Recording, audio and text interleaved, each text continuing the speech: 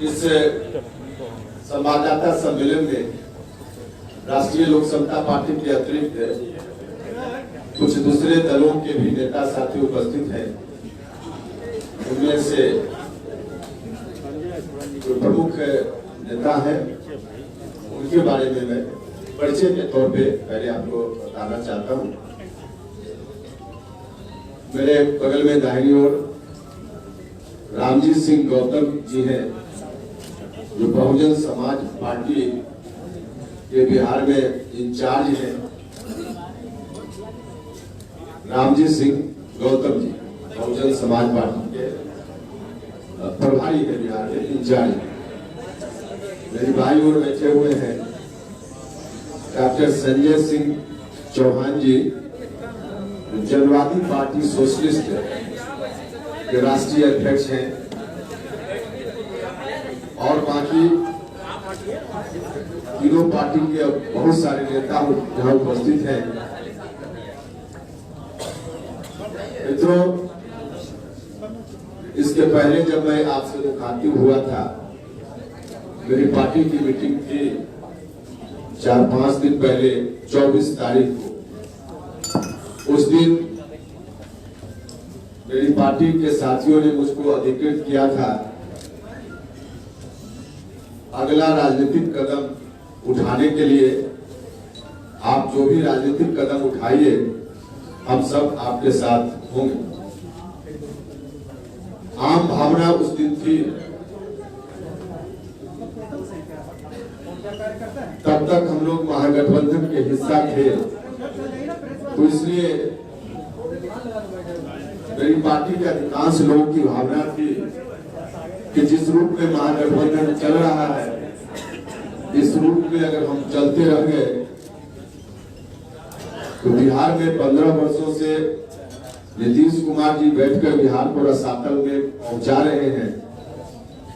नीतीश कुमार के इस रवैया से बिहार को हम मुक्त नहीं करा पाएंगे। महागठबंधन जिस रूप में चल रहा है, इस रूप में अगर हम चलते रहे तो हमारी चिंता का विषय तब भी था, आज भी है, कि कैसे 15 वर्षों के नीतीश कुमार जी के कुशासन से बिहार को बाहर लाया जाए, क्योंकि बिहार की जनता चौतरफा परेशान है। नीतीश जी ने वादे तो बहुत बड़े बड़े किए थे, सपने बहुत दिखाए थे, लेकिन हुआ कुछ भी नहीं। 15 साल अपनी कुर्सी बचाने में नीतीश कुमार जी ने अपनी क्षमता का इस्तेमाल किया, जनता को भूल गए। नतीजा हुआ कि पढ़ाई लिखाई की जो व्यवस्था थोड़ी थी भी, पूर्णतः इनके राजकाल में सरकारी विद्यालयों से, महाविद्यालयों से, विश्वविद्यालयों से पढ़ाई लिखाई की व्यवस्था पूर्णतः चौपट हो। शिक्षा ऐसी चीज है जिसके माध्यम से ही गांव के गरीब घर के बच्चों की तकदीर बदल सकती है। होगी, बेहतर शिक्षा होगी तो बेहतर इंसान बनेंगे। नौजवानों को भी अच्छा रोजगार तभी मिलेगा जब शिक्षा बेहतर उनको मिल पाए। तो नौजवान जो हमारे बिहार के रोजी रोटी की तलाश में दूसरे राज्यों में भटकते रहते हैं, दर की ठोकर खाते हैं, 5,000 रुपया की नौकरी उनको नहीं मिल पाती है, उसके पीछे भी बड़ा कारण है शिक्षा, अच्छी शिक्षा का बिहार में नहीं होना। तो इस तरह की स्थिति, साथ ही साथ नीतीश कुमार जी ने एक बार नहीं अनेक बार लगातार उन्होंने कहा कि समझौता नहीं करेंगे। हम जो भ्रष्टाचारी लोग हैं उनके मकान को जब्त करेंगे, उनकी जमीन को जब्त करेंगे और उनके मकान में विद्यालय खोलेंगे, अस्पताल खोलेंगे। नीतीश कुमार जी से मैं पूछना चाहता हूं, कितने सरकारी विद्यालयों में आपने सरकारी विद्यालय खोले आपने ऐसे भ्रष्टाचारियों के मकान को जब्त करके? नारा जरूर इन्होंने दिया, लेकिन पुरानी सरकार की राह पर नीतीश कुमार भी चल पड़े। पुरानी सरकार में बैठे हुए लोग दोनों हाथ से खजाना को लूटते थे। पहले वाले 15 साल वाले, नीतीश कुमार जी ने तरीका थोड़ा बदल दिया, माध्यम बीच में अधिकारियों को माध्यम के रूप में इस्तेमाल किया, लेकिन लूट इनके राज्य में भी उससे भी ज्यादा और बढ़े। भ्रष्टाचार इतना चरम पर हो गया, सरकारी कार्यालय में बिना घूस दिए हुए न एक काम पहले होता था और न नीतीश जी के राज में। तो चाहे विकास का मामला हो, अस्पताल में डॉक्टर नदारत, बिना डॉक्टर के अस्पताल चल रहे हैं। कोई गंभीर हो जाए, जो गरीब लोग हैं उनके लिए इलाज की कोई व्यवस्था नहीं।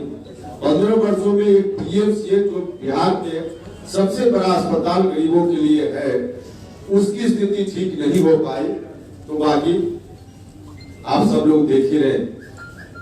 मैं नीतीश कुमार जी से कहना चाहता हूं कि एक अस्पताल और एक विद्यालय आप बताइए 15 वर्षों में जिसको मॉडल के रूप में आपने ठीक किया हो, बनाया हो, और आगे के लिए फिर जनता के बीच आप घूम रहे हैं, तो आप बताइए यही मॉडल स्कूल हमारा है एक विद्यालय, यही मॉडल अस्पताल मेरा है एक अस्पताल।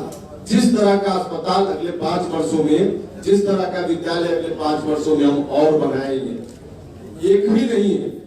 हर मोर्चा पर लॉ एंड ऑर्डर का भी वही सिचुएशन है। हर तरफ हत्या, महिलाओं के साथ बलात्कार की घटनाएं, खास करके जो दलित लोग हैं, कमजोर लोग हैं, उपेक्षित वंचित लोग हैं, अति पिछड़ा समाज के लोगों के साथ उसी तरह का अत्याचार चौतरफा। तो दोनों कुल मिला जुलाकर पिछले पहले वाले 15 साल और बाद वाले 15 साल वाले जो हैं, दोनों एक ही सिक्के के दो पहलू बनकर रह गए हैं।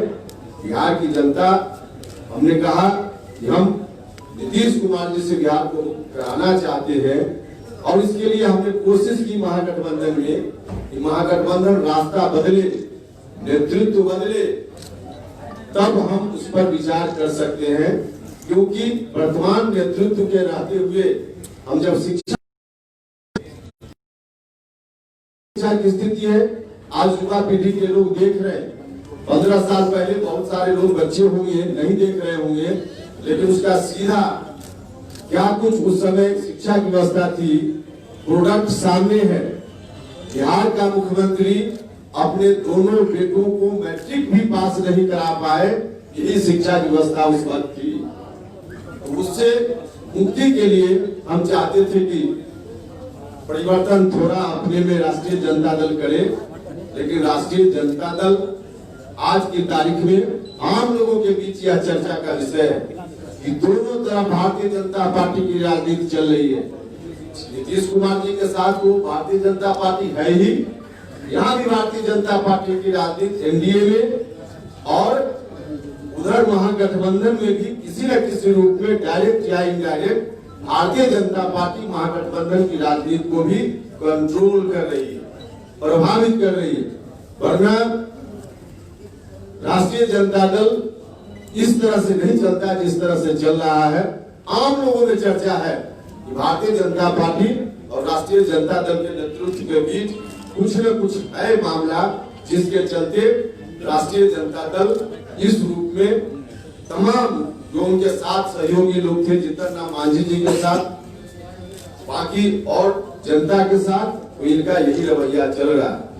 आज की तारीख में जरूरत इस बात की है कि दोनों गठबंधन से अलग बिहार की जनता आज नया विकल्प चाहती है, नया विकल्प चाहती है। नीतीश जी से मुक्ति चाहती है, लेकिन राष्ट्रीय जनता दल के नेतृत्व के साथ या पिछला जो 15 साल था वहां जनता फिर से वापस नहीं होना चाहती। और यही कारण कि नीतीश जी ने जब कुछ नहीं किया तो आज अपनी उपलब्धि की चर्चा जनता के बीच करने नहीं जा रहे। 15 साल क्या था, इसको सामने लाकर फिर से गद्दी पर आना चाहते। देखिए नीतीश कुमार जी तो उस तरह का बर्ताव कर रहे हैं जैसे 30 नंबर लाकर कोई विद्यार्थी पास करता है, पास मार्क्स 30 है, किसी फेल विद्यार्थी को 15 नंबर आया हो और नीतीश कुमार जी उससे कंपेरिजन करके कहते हैं कि हमको 17 नंबर आया। फेल विद्यार्थी से नीतीश कुमार जी कंपटीशन कर रहे हैं, उनको 15 नंबर था, वो आपको 17 नंबर, 30 नंबर आपने नहीं हासिल किया। तो आज यही स्थिति है। इसलिए जनता चाहती, आम लोगों में इस बात को लेकर बड़ी बेचैनी की स्थिति है कि आखिर क्या करें। मुक्ति चाहिए, लेकिन मुक्ति चाहिए तो पुराना 15 साल की ओर नहीं लौटना है, यह जनता चाहती। और इन्हीं बातों को ध्यान में रखते हुए हमने महसूस किया कि एक नया विकल्प, बेहतर विकल्प बिहार की जनता के सामने देना चाहिए।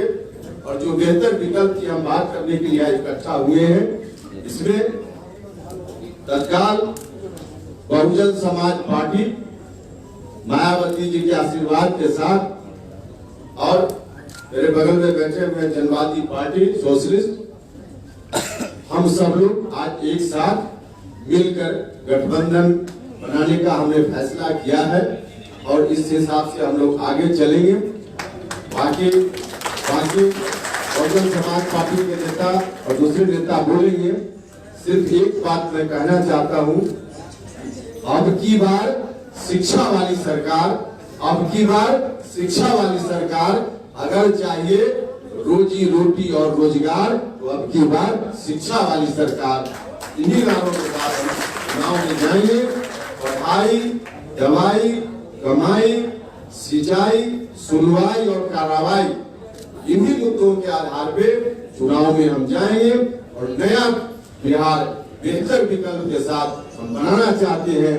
15 साल से भी मुक्ति, 15 साल पुराना से भी मुक्ति, 3 साल में बिहार रसातल में पहुंचा। बिहार के लोगों से आग्रह होगा कि 5 साल दीजिए, हम 29 साल में रसातल में जिन लोगों ने पहुंचाया है, हम उससे अलग बिहार को, अच्छा बिहार, नौजवानों को रोजगार देने वाला बिहार, गरीब बच्चों के लिए अच्छी शिक्षा वाला बिहार बनाने का काम करेंगे। तो यही अब रामजी गौतम जी आपके सामने अपनी बात रखें। आप क्वेश्चन का जवाब देंगे।